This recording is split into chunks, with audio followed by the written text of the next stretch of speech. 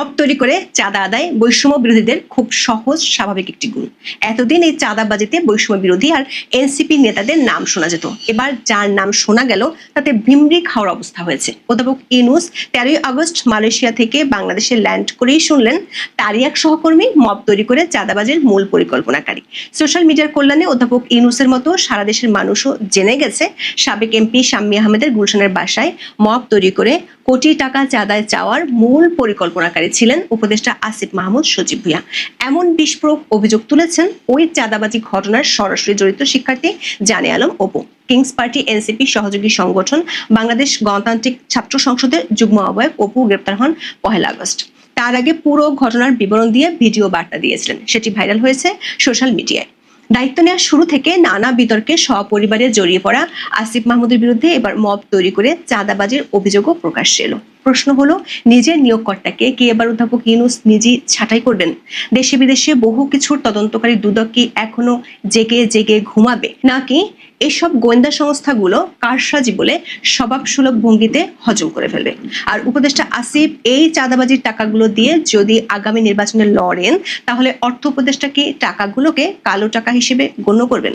বিস্তারিত জানতে চলুন যাওয়া যাক বিশ্লেষণ। আওয়ামী লীগের বেশিরভাগ নেতা দেশ ছাড়া, কেউ কেউ ঘর ছাড়া, যারা আছেন তাদের চলতে হয় চাঁদা দিয়ে। জুলাইয়ের শেষ দিকে গুলশানে আওয়ামী লীগের সাবেক এমপি শাম্মীর বাসায় 50 লাখ টাকা চাঁদা আনতে গিয়ে হাতে নাতে ধরা পড়ে বৈষম্য বিরোধী নেতারা। গত 1 বছর ধরে বৈষম্য বিরোধী আর এনসিপি নেতাদের চাঁদাবাজির রাম রাজত্ব চলছে।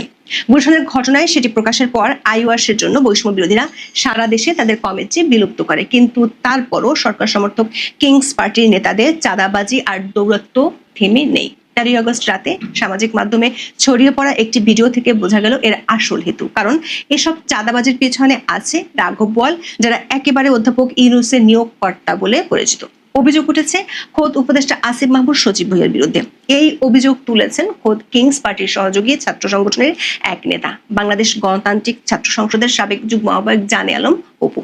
তিনি ভিডিও বার্তায় দাবি করেন আসিফের পরিকল্পনাতেই গুলশানের সাবেক এমপি শাম্মী আহমেদের বাসায় চাঁদাবাজি হয়েছিল। ঘটনাক্রমে এর সঙ্গে জড়িয়ে পড়েন অপু। শাম্মীর বাসায় যাওয়ার ঠিক আগে ভোর রাতে গুলশানে ওয়েস্টিন হোটেলের পাশে বিনা প্রটোকলে গিয়েছিলেন আসিফ মাহমুদ। তিনি অপু সহ অন্যদের সব পরিকল্পনা বুঝিয়ে দিয়ে একটি মোটরসাইকেলে চড়ে ঘটনাস্থল ত্যাগ করেন। এই সময় একটি সিসিটিভি ফুটেজও প্রকাশ করেন অপু। সংরক্ষিত আসনে আওয়ামী লীগের সাবেক এমপি শাম্মী আহমেদের গুলশানের বাসায় 17 জুলাই সকালে হানা দেয় শিক্ষার্থীদের একটি মব। এর নেতৃত্বে ছিলেন বৈষম্য বিরোধী ছাত্র আন্দোলনের সম্মিলিত বেসরকারি বিশ্ববিদ্যালয় শাখার ভারপ্রাপ্ত আহ্বায়ক আব্দুর রাজ্জাক রিয়াদ। এই সময় স্বামীকে বাসায় পাওয়া যায়নি, তবে তার স্বামীর কাছে 50 লাখ টাকা চাঁদা দাবি করেন রিয়াদ। পরে তাৎক্ষণিকভাবে 10 লাখ টাকা দেন সাবেক এমপি স্বামী। এরপর বাকি টাকা আদায়ে চাপ দিলে ঘটনাটি প্রকাশ হয়ে যায়।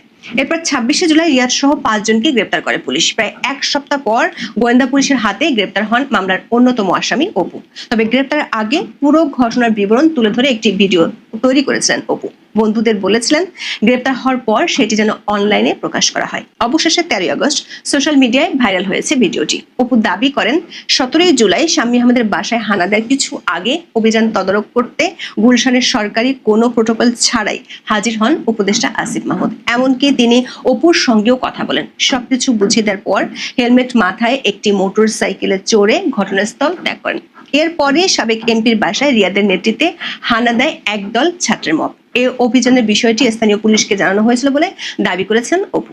ভিডিওতে তিনি বলেন, সকালের অভিযানে বাসাটিতে তন্ন তন্ন করে তল্লাশি চালানো হয়। সে সময় স্বামীকে পাওয়া না গেলেও বিভিন্ন নমুনা থেকে বোঝা যাচ্ছিল তিনি সেখানে ছিলেন। অপুর সন্দেহ, চাঁদা নেওয়ার জন্যই পরিকল্পিতভাবে আগে থেকে কেউ অভিযানের তথ্য ফাঁস করেছিলেন। এজন্যই পালাতে সক্ষম হন স্বামী।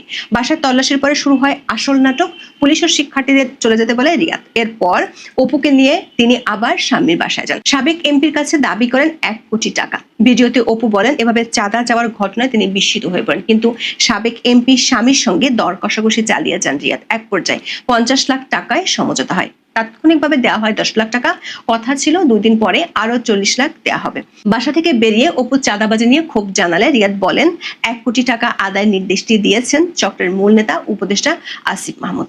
35 মিনিটের ভিডিওতে আসিফের আকস্মিক প্রতিপত্তি ও বিত্তপ্রভাবের বেশ কিছু উদাহরণ তুলে ধরেন অপু। এমনকি ঢাকায় আসিফের পাশাপাশি হান্নান মাসুদের মতো শীর্ষ এনসিপি নেতারাও মবের মাধ্যমে চাঁদাবাজিতে নেতৃত্ব দিচ্ছেন বলেও দাবি করেন তিনি। প্রতিটি ঘটনার প্রমাণ রয়েছে দাবি করে চ্যালেঞ্জ ছুড়ে দেন অপু। টাকা নেওয়ার সময় সিসিটিভি ফুটেজ সম্পর্কে বলেন যে 2.5 মিনিটের ভিডিও ভাইরাল করে রাতারাতি ভিলেন বানানো হলো।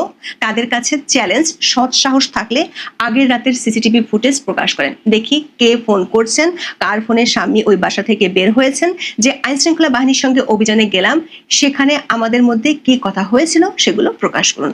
জানে আলম অপুকে 1 আগস্ট রাজধানীর ওয়ারি থেকে গ্রেপ্তার করে গোয়েন্দা পুলিশ। এর আগে 26শে জুলাই তাকে সংগঠন থেকে বহিষ্কারের কথা জানায় গণতান্ত্রিক ছাত্র সংসদ।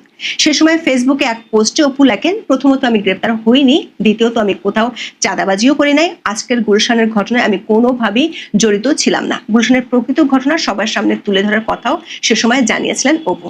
দর্শক, অপুর অভিযোগকে ফেলে দেওয়ার সুযোগ নেই। গত মার্চ থেকে প্রতি মাসে দেশের কোনো না কোনো জায়গায় এনসিপি থেকে পদত্যাগের খবর আসে। অভিযোগ দলীয় নেতাদের চাঁদাবাজি। আবার উপদেষ্টা আসিফ মাহমুদের বিরুদ্ধে এরই মধ্যে অভিযোগ আর কেলেঙ্কারি প্রমাণের পাহাড় জমেছে। প্রশ্ন হলো, একের পর এক গুরুতর অভিযোগ ওঠার পরেও কি করে বহাল তবিয়তে ক্ষমতার চেয়ারে আছেন উপদেষ্টা আসিফ মাহমুদ সচিব ভূঁইয়া। যুব ক্রীড়া উপদেষ্টা হিসেবে নিয়োগ পাওয়ার পর 2024 সালের 11 আগস্ট সচিবালয়ে প্রথম অফিস করেন আসিফ মাহমুদ। চেয়ারে বসে বড় গলায় তিনি সাংবাদিকদের বলেছিলেন, পুরো দেশের সিস্টেম বদলে দিতে চান, দুর্নীতিকে শেষ করে দিবেন। এরপর 16 আগস্ট শ্রম ও কর্মসংস্থান মন্ত্রণালয়ের উপদেষ্টারও দায়িত্ব পান আসিফ মাহমুদ। ওই মন্ত্রণালয় তার হাতে ছিল 10 নভেম্বর পর্যন্ত। দায়িত্ব পুনর্বন্টনের পর 10 নভেম্বর তিনি হয়ে যান স্থানীয় সরকার, পল্লী উন্নয়ন ও সমবায় মন্ত্রণালয়ের উপদেষ্টা। একই সঙ্গে আছেন যুব ক্রীড়া উপদেষ্টার দায়িত্ব। ছাত্র থেকে রাতারাতি সরকার উপদেষ্টা বনে যাওয়া আসিফ মাহমুদের প্রভাব ও দূরত্ব বাড়তে সময় লাগেনি। কেবল তিনি নন, পরিবারের সদস্যদের বিরুদ্ধেও নিয়মিত বিরোধিতা আসছে গুরুতর অভিযোগ। তার বাবার দাপটে ত্রাসের রাজত্ব কায়েম হয়েছে কুমিল্লার মুরাদনগরে। ক্ষমতার চেয়ারে বসার প্রথম দিন দুর্নীতির সিস্টেম বদলে দেওয়ার ঘোষণা দেয়া আসিফের হেলিকপ্টারে চড়ে কম্বল বিতরণের বিলাস ব্যাপক সমালোচনার জন্ম দেয় 4 মাসের মধ্যে। গত বছরের 17 নভেম্বর প্রকল্প বাস্তবায়নের ক্ষেত্রে সব ধরনের দুর্নীতি ও স্বজনপ্রীতি বন্ধ করতে কর্মকর্তাদের নির্দেশ দেন স্থানীয় সরকার উপদেষ্টা। এর 5 মাস পরে খবর বের হয় কুমিল্লা এলজিডির ঠিকাদারি লাইসেন্স নিয়েছেন আসিফের বাবা বিল্লাল হোসেন। বিষয়টি নিয়ে আলোচনা সমালোচনার মুখে বাতিল করা হয় সেই লাইসেন্স। অন্যদিকে আসিফের পিএস মোয়াজ্জেম হোসেনের বিরুদ্ধেও দুর্নীতির মাধ্যমে প্রায় 400 কোটি টাকা আয়ের অভিযোগ ওঠে। মোয়াজ্জেমকে পরে অব্যাহতি দেওয়া হলেও তার বিরুদ্ধে তদন্ত চলছে দুদকে। তার বিদেশে যাওয়ার নিষেধাজ্ঞা এবং এনআইজি ব্যবহার বন্ধে নিষেধাজ্ঞাও দেওয়া হয়েছে। সম্প্রতি বাংলা ভিশনের অনুসন্ধানে ক্ষমতার পট পরিবর্তনের 1.5 মাসের মধ্যে মুরাদনগরে আসিফের বাবার দৌরত্বের ভয়ঙ্কর একটি ঘটনা তুলে ধরা হয়। 2024 সালের 17 সেপ্টেম্বর স্থানীয় আকুবপুর ইয়াকুব আলী ভূঁইয়া পাবলিক উচ্চ বিদ্যালয়ের ভারপ্রাপ্ত প্রধান শিক্ষক শিখা রানীকে মবের মাধ্যমে অপসারণের নেতৃত্ব দেন আসিফের বাবা।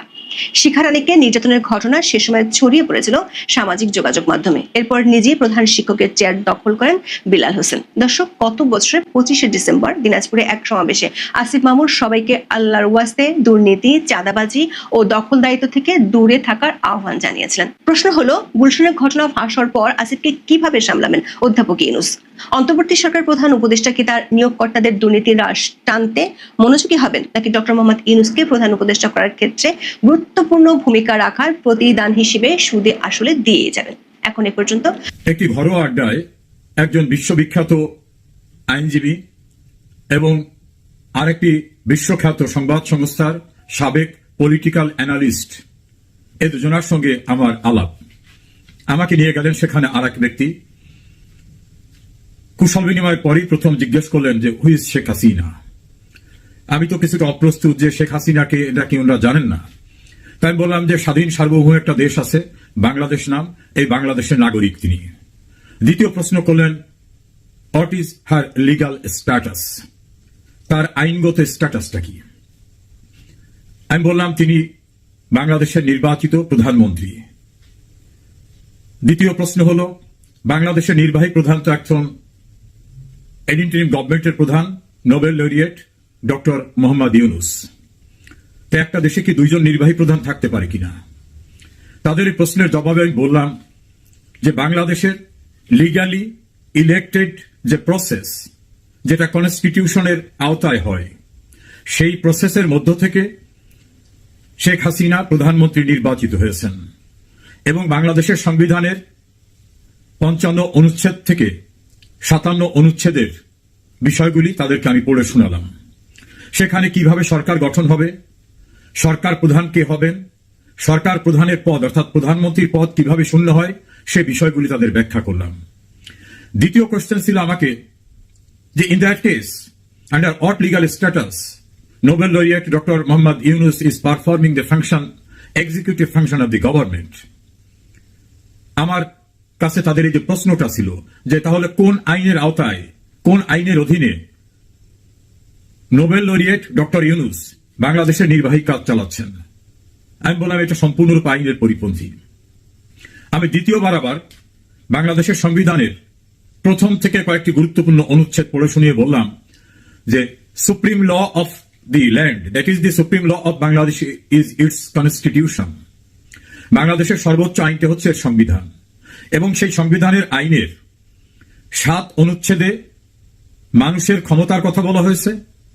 7-এর 2 অনুচ্ছেদে এই সংবিধানের পরিপন্থী কোনো আইন করা যাবে না, কোনো ব্যবস্থা করা যাবে না সেটা বলা হয়েছে।